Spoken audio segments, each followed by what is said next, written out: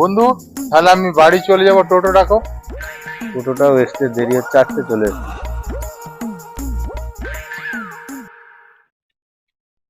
বাবু বাবু, তুই কোথায় যাবি? জঙ্গলে যাব বাঘ সিংহ শিকার করতে।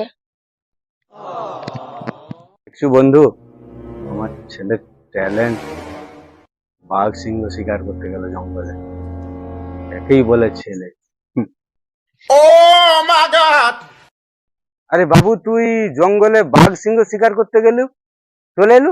ওই যে ওখানে দুটো কুত্তো দাঁড়িয়ে। কিরে বন্ধু, বাঘ সিংহ শিকার করতে গেছিল যে? তাহলে যে বাঘ সিংহ হরিণ মাংস মারে, হরিণ মাংস তোদের খাওয়া হয়ে গেল?